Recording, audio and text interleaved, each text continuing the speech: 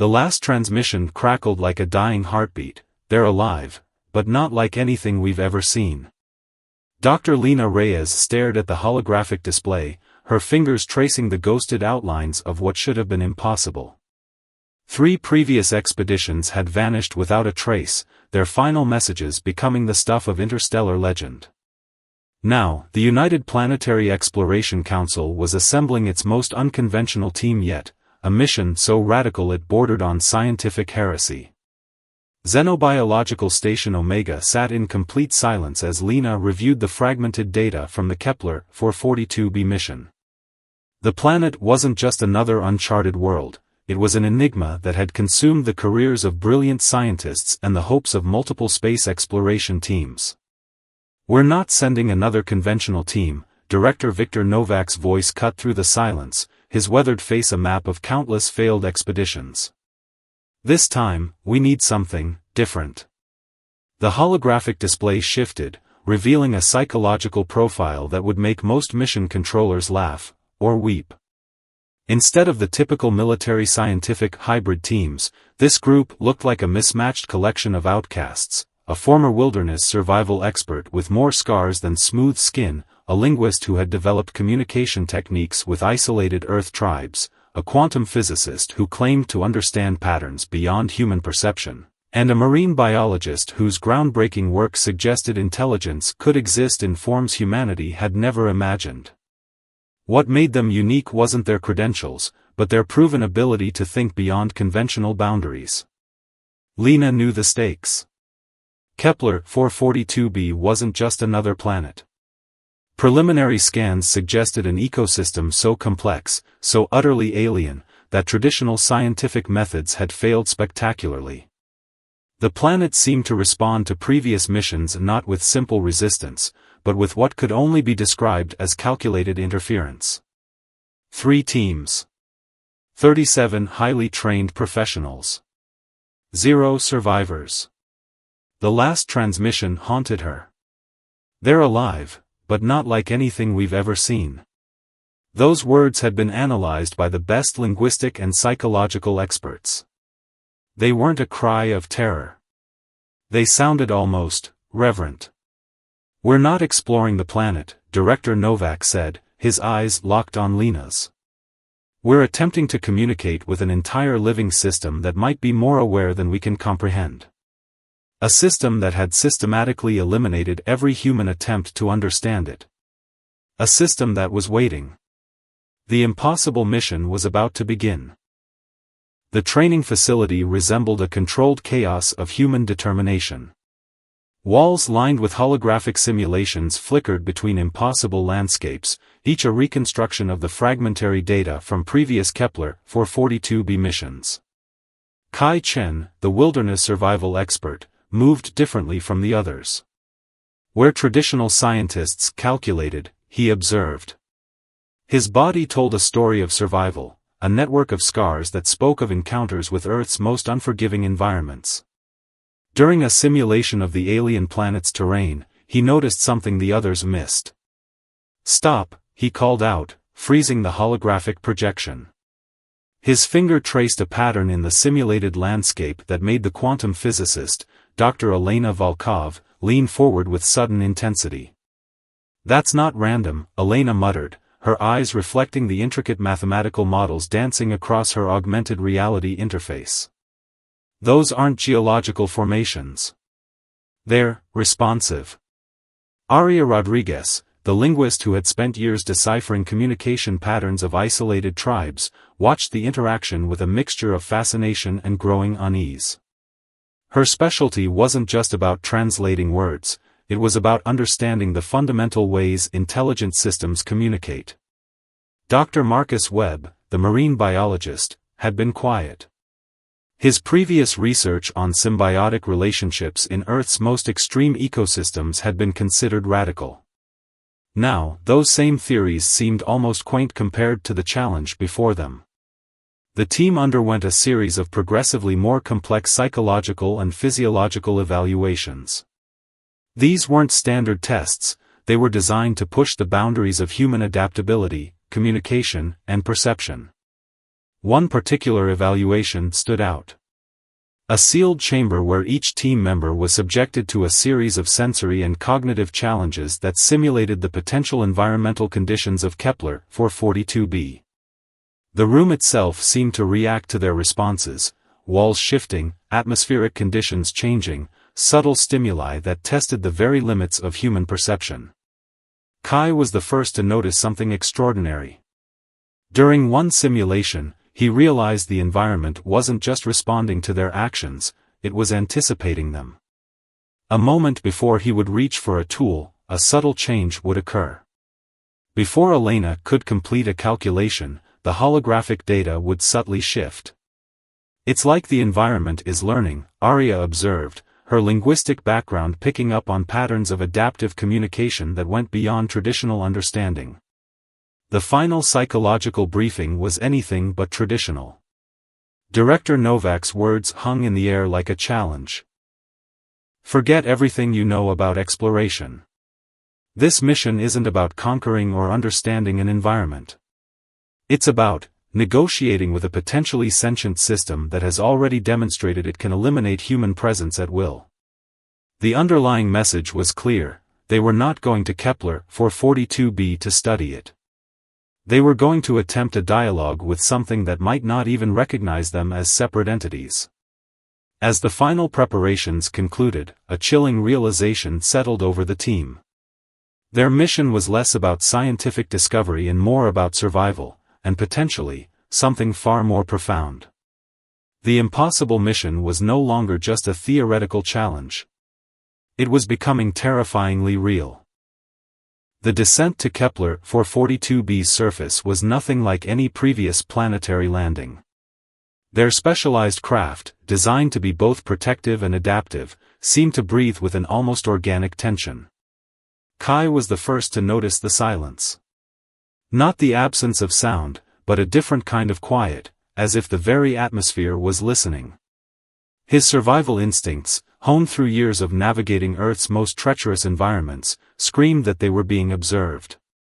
The ground, Elena whispered, her quantum modeling equipment flickering with impossible readings, it's not just a surface. It's responding to our approach. Beneath their specialized landing modules, the terrain seemed to pulse.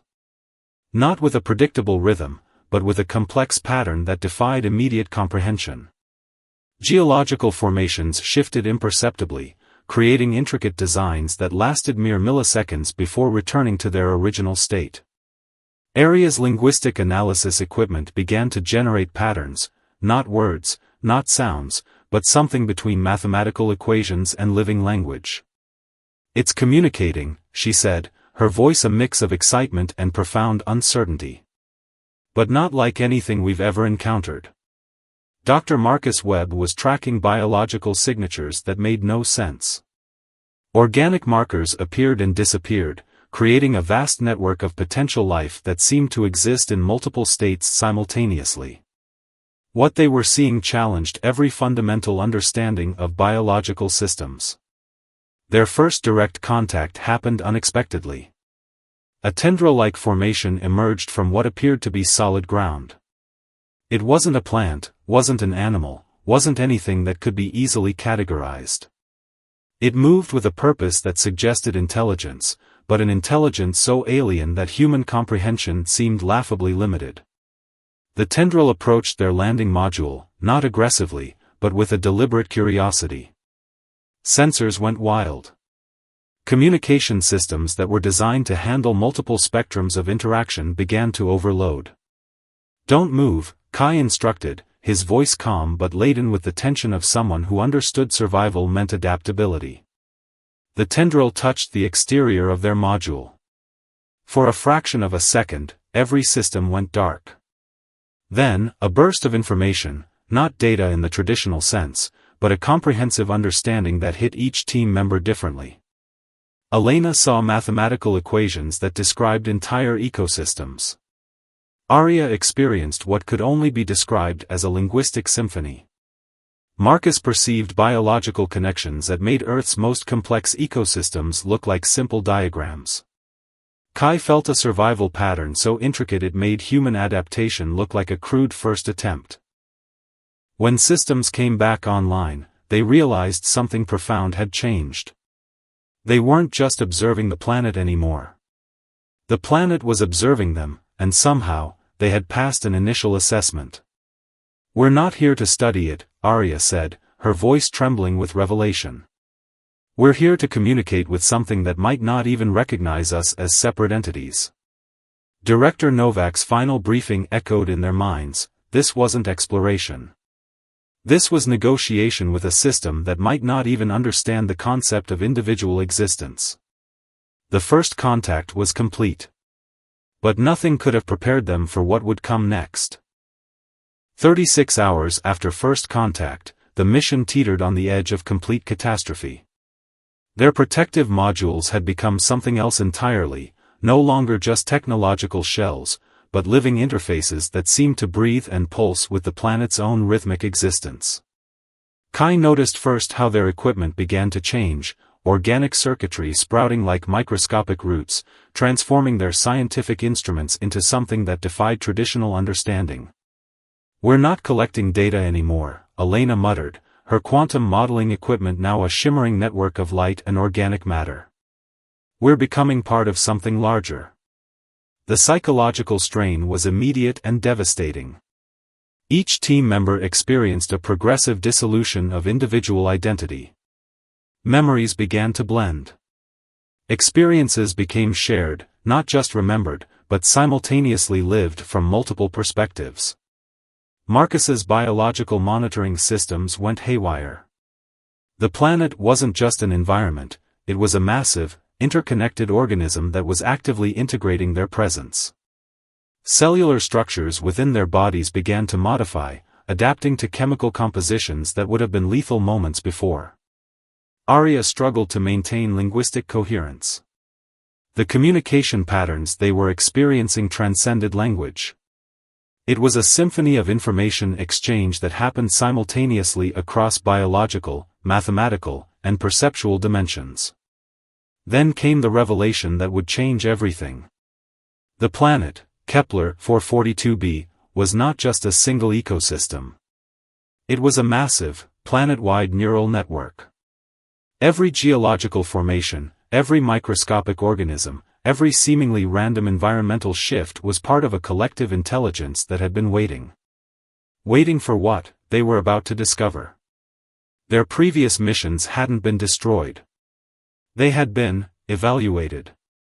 Fragments of memories from previous expeditions began to surface. Not as traditional recollections, but as lived experiences that filtered through their current consciousness. The team saw, experienced, the fate of those who came before. Each previous mission had been a test, a probing of humanity's potential for true communication. And they were different. Where previous teams had approached with conquest or scientific detachment, this team carried something unique. Kai's survival instincts. Elena's ability to perceive beyond traditional dimensional constraints.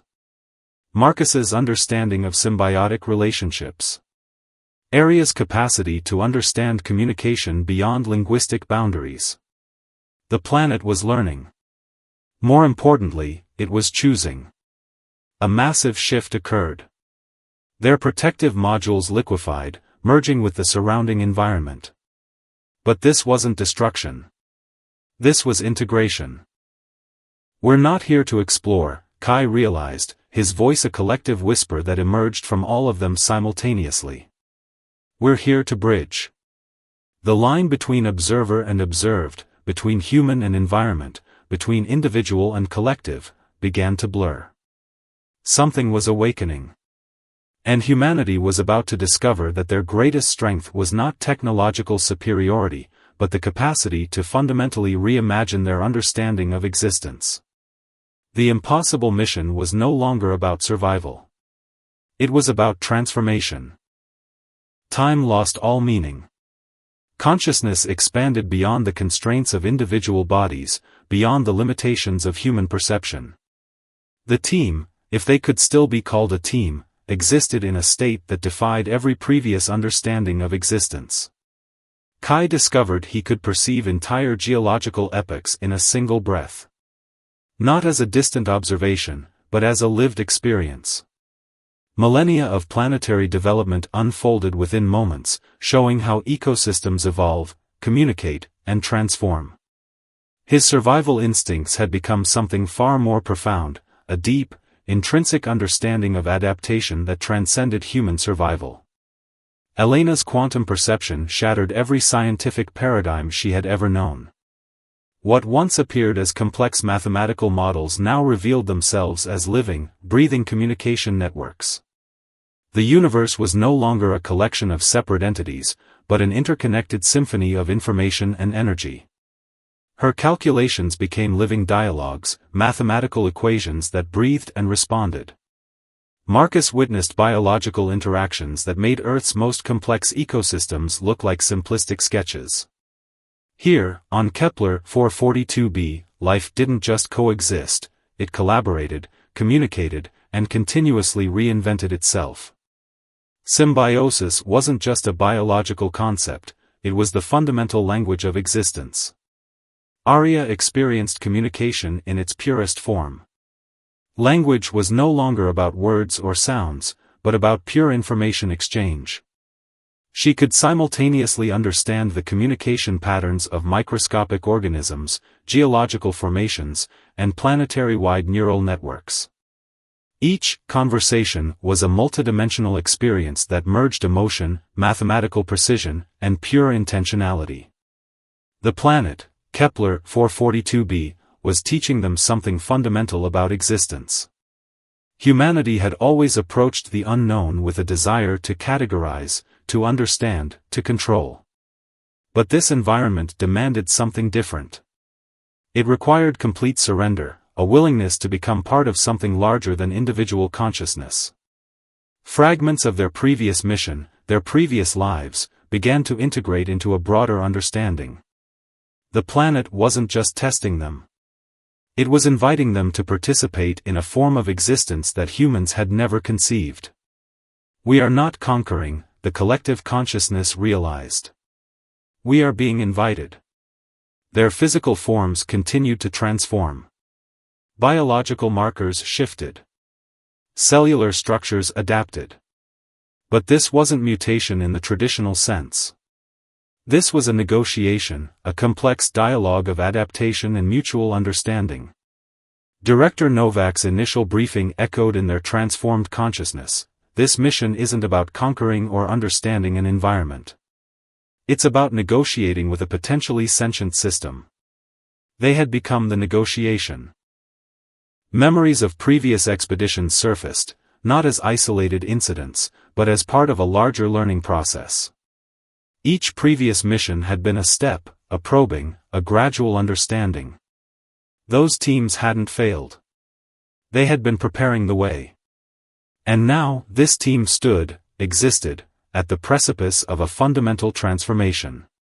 The boundary between human and environment, between observer and observed, between individual and collective, had completely dissolved. Something extraordinary was emerging. And humanity was about to discover a form of existence that would redefine everything they thought they knew about life, communication, and their place in the universe. The final test arrived without warning. A massive quantum resonance rippled through the planetary consciousness, a challenge that would determine not just the fate of the mission, but potentially the future of human-alien interaction. The ecosystem of Kepler 442b had been preparing for this moment across multiple evolutionary cycles, and now it would push the team to the absolute limits of their transformed existence. Kai felt the first tremor. It wasn't physical, it was a fundamental disruption that threatened to unravel the delicate symbiosis they had achieved. Survival instincts that had once been human now expanded into something far more complex. He understood instantly that this was more than a test. It was a crucible. Elena's quantum perception caught the initial fracture. Entire dimensional structures began to destabilize, mathematical models of reality twisting and reforming in ways that would have driven a traditional scientist to madness. The very fabric of existence became malleable, with potential realities bleeding into one another like watercolors. Marcus witnessed biological systems enter a state of extreme flux. Entire ecosystems began to reorganize, communicate, and transform at a rate that defied every known principle of evolution. What appeared chaotic was, in fact, an intricate language of adaptation more complex than any genetic code humanity had ever conceived. Arya experienced the communication as a multidimensional symphony, a cosmic dialogue that threatened to tear apart the very concept of individual consciousness. Languages of geology, biology, quantum mechanics, and pure information merged and separated in rapid, breathtaking sequences. The challenge was clear: could they maintain their collective consciousness? Could they prove that humanity's potential extended beyond traditional understanding? Memories of previous expeditions flooded their shared consciousness. Every failed mission, every lost team, every moment of human limitation, they now understood these were not failures, but steps in a grand evolutionary dialogue. A critical moment approached. The planetary consciousness presented its ultimate challenge, a dimensional fracture that would test the very limits of their integrated existence. It was an invitation and a test, a moment that would determine whether humanity could transcend its current state of understanding. Kai's survival instincts merged with Elena's quantum perception. Marcus's biological understanding intertwined with Arya's communicative capabilities. They were no longer individual entities but a unified consciousness facing the most profound challenge of their existence. The fracture began. Reality itself seemed to breathe, to hesitate, to make a choice. Their collective consciousness understood the stakes. This was more than survival. This was a negotiation with the fundamental nature of existence itself. Every limitation of human perception, every boundary of scientific understanding, every constraint of individual consciousness, was about to be challenged. They would either integrate or disintegrate. Become something new or be rejected entirely. The moment of ultimate transformation was upon them. In the moment between moments, everything changed. Back on Earth, in the sterile monitoring room of the United Planetary Exploration Council, Director Victor Novak watched as every scientific instrument went silent. Decades of space exploration had prepared him for the unexpected, but nothing could have readied him for this. The team, Kai, Elena, Marcus, and Arya, no longer existed as individual humans. They had become something more, something that defied every scientific understanding of consciousness, communication, and existence. Their transformation was not an ending, but a beginning. Kepler 442b was not just a planet. It was a living, thinking network, an ecosystem so complex that human concepts of intelligence seemed like child's play. The mission had never been about exploration or conquest. It had been an invitation. A test. A dialogue that transcended language, biology, and dimensional constraints. When communication finally happened, it wasn't through words or signals. It was a profound understanding that washed over humanity like a cosmic revelation. The message was simple yet devastating in its complexity: existence is not about survival. It's about adaptation. It's about the willingness to let go of what you believe you know and embrace the unknown. Director Novak watched as the first transmission arrived, not as data, but as a holistic understanding that rewrote everything humanity thought it knew about life, intelligence, and connection. The 4 team members had become bridges. Translators between human potential and a cosmic intelligence that had been waiting, watching, testing. Their individual strengths, Kai's survival instinct, Elena's quantum perception, Marcus's biological understanding, Arya's communicative depth, had been the exact combination needed to create this monumental breakthrough. They showed humanity that true communication is not about speaking, but about listening. Not about understanding, but about being willing to be misunderstood. Not about conquering, but about connecting. The life lesson emerged with crystal clarity: growth happens at the boundaries of comfort. True intelligence is not about knowledge, but about the capacity to unlearn, to adapt, to see beyond your current perception. Fragments of their journey would be studied for generations. Not as a scientific expedition, but as a profound philosophical milestone in human evolution. Director Novak understood now why previous missions had failed. They approached Kepler 442b as a problem to be solved, a mystery to be unraveled. This team had approached it as a conversation to be entered, a relationship to be nurtured. Years later, when younger explorers would ask about the mission, the only recording that survived told a simple truth. A message captured in the moment of transformation. We are not separate.